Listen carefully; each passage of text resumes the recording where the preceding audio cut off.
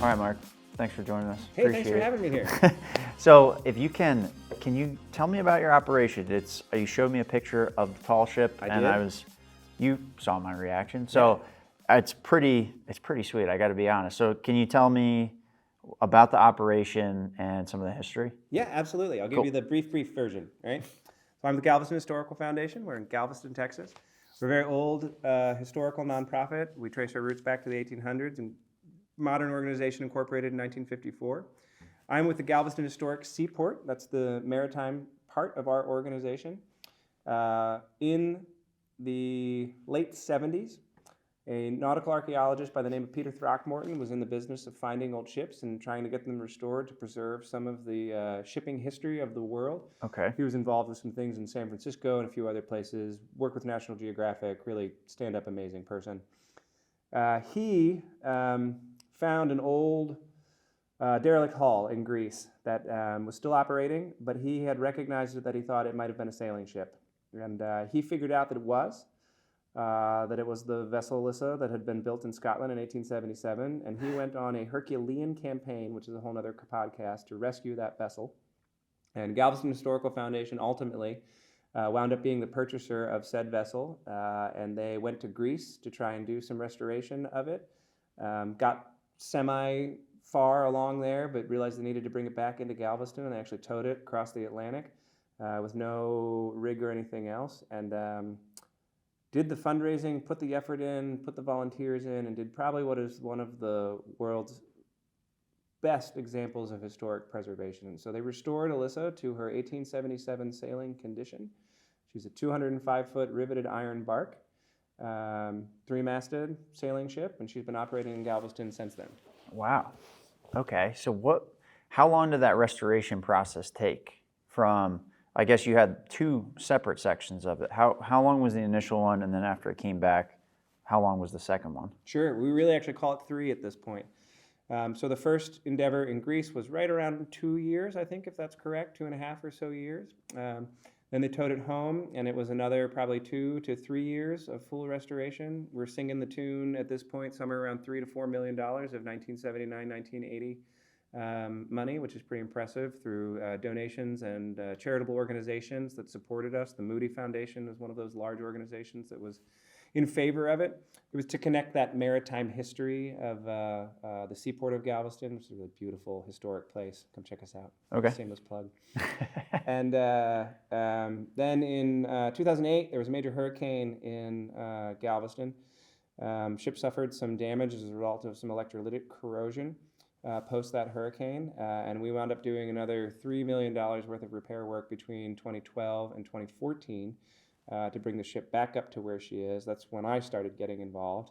And then in 2018, we had to bring the vessel into new regulatory compliance, and she's a sailing school vessel now. Okay. So students are learning sailing? Right. So we teach a volunteer training program. She's 98% museum, right? So most of the time you pay a ticket, you come on the dock, you tour the ship, there's interpretive signage, some really beautiful stuff that you can see.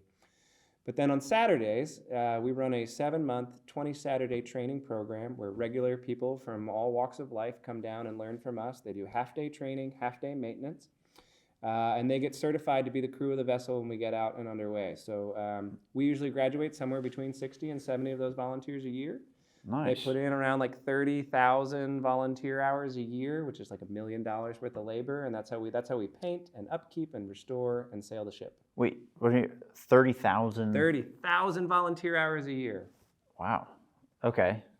Am I blowing your mind? How we Yeah, doing? kind of. So I want to get. I'll come back to that. What is it like to maintain this thing? Oh man, it's really challenging. Yeah. Yeah. Is it like nonstop? It is nonstop. Have you ever painted the Brooklyn Bridge?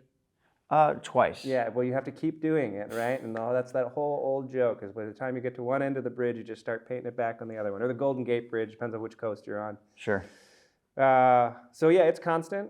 The rigging is really complex. It's very involved. There's over 7.5 miles of running and standing rigging that are involved in this.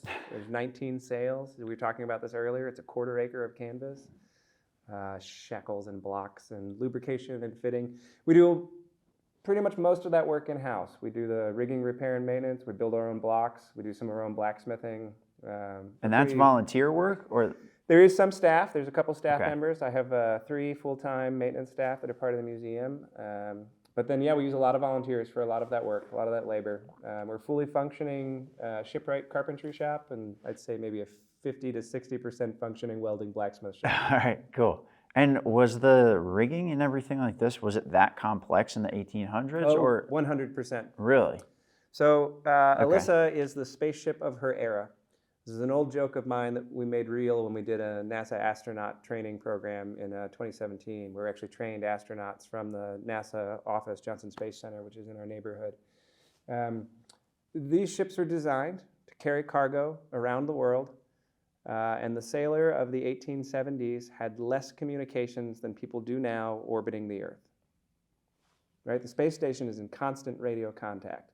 Captain Cook was 3 years underway with no call home capability, right? So they are designed to be enduring, efficient,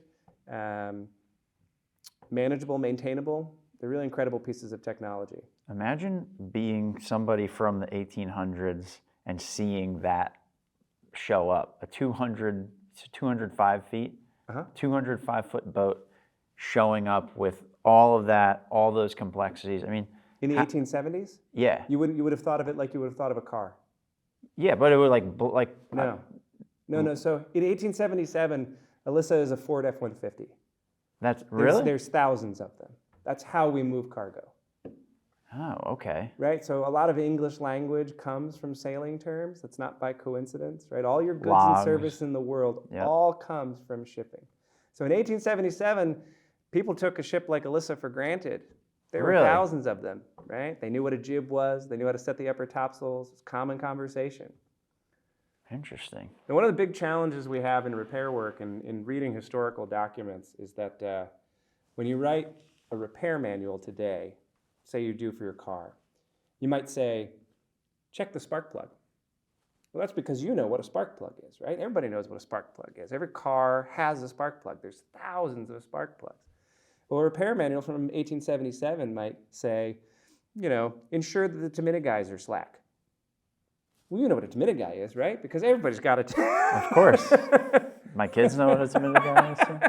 So yeah, it's more impressive today than it would have been then. Wow. So one other thing too, I'm always curious about this. I don't say this in any facetious way, but why? Why are you interested? Why are people interested in this? Why are people willing to put in 30,000 volunteer hours a year? Yeah, that's a really great question. There's a number of ways to answer that. I've been working on this for the 12 years I've been with the organization. Because, why, right? I don't want to ask too much because I don't want them to realize that it's a bad idea and not show back up. But I constantly ask my volunteers, why? Why do you do this? And I've landed on a couple of facets that I think really answer that question. Okay. One is a love of history, right? To understand where you're going is to know where you have come from. To not know history is to be doomed to repeat its mistakes, right? These are common sayings that we hear. And there's value in learning the skills and traditions that are mechanical, handheld. It's innate in our human nature, right? And sailing is one of those things that is older than the written word. We don't know where it came from. Yep. It developed along with humanity, much like cheese. Nobody knows where cheese came from. It's a whole other story.